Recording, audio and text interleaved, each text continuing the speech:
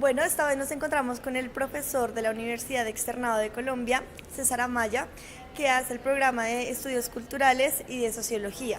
Pero dejemos que él se presente, cuéntanos más o menos qué has estudiado, cuál ha sido tu trayectoria profesional. Bueno, yo soy en formación pregradual, soy sociólogo, publicista, hice estudios de posgrado en estudios sociales de ciencia y tecnología y una maestría en estudios culturales.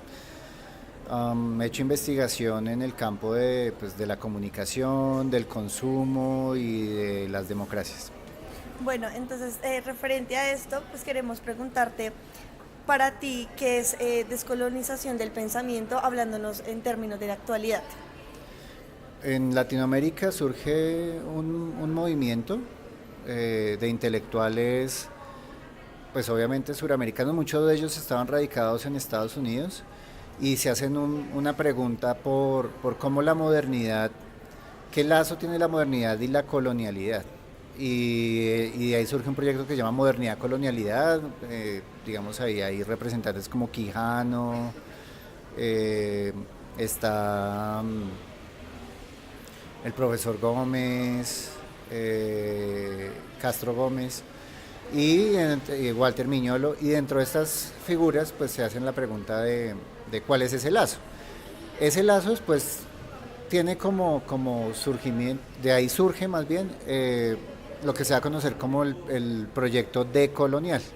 Y el proyecto decolonial lo que dice es que tenemos que repensarnos pues nuestra identidad y nuestra cultura, y sobre todo esos lazos de poder que no se fueron con la independencia de los estados latinoamericanos frente a los españoles, los portugueses y los británicos principalmente, sino que ese lazo quedó a través de la cultura precisamente, como por ejemplo a través del idioma, a través del capitalismo, a través de la modernidad en sí misma, que es una forma precisamente de pensamiento.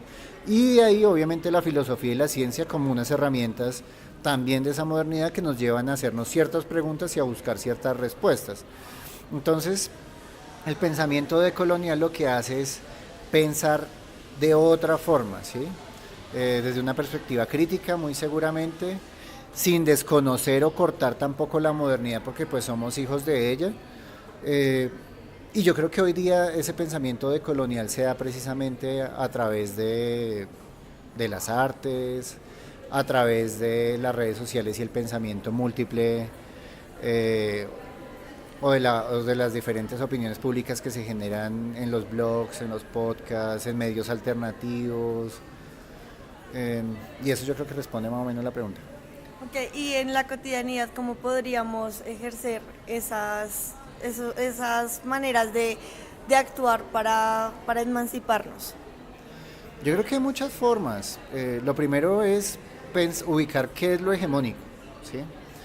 Y hay muchas formas en que se manifiesta esa hegemonía, como por ejemplo a través del sexo, del género, de la misma visión que tenemos sobre el trabajo. Y esa emancipación se puede dar a través de movimientos contrahegemónicos en contra de ese tipo de cosas, es decir, tener digamos la suficiente apertura mental para aceptar o considerar una como posibilidad eso, tener digamos la posibilidad de cambiar de sexo, o en los mismos movimientos, por ejemplo, en los 60s y 70s de la liberación sexual, la liberación femenina, son movimientos contrahegemónicos. Las movilizaciones anticapitalistas también es una forma de dentro de la cotidianidad cuestionar ciertas cosas. Y eso se da, repito, en muchos niveles, o sea, habrían cientos de ejemplos. Por ejemplo, la permacultura es una forma de contrahegemonía, es decir, de no comprar vegetales o frutas importadas por la huella energética que generan, sino más bien usted sembrar, tener su pequeña huerta ahí en la terraza de la casa, ¿no? En donde usted tiene algunos productos de fácil acceso, o ir a mercados barriales, ¿no? Mercados campesinos, en donde se sacan a los intermediarios. Eso digamos ya es claro, eso no es atacar el capitalismo, pero sí es al menos disminuir su impacto medioambiental y de injusticias que muchas veces se da precisamente a través de ese comercio.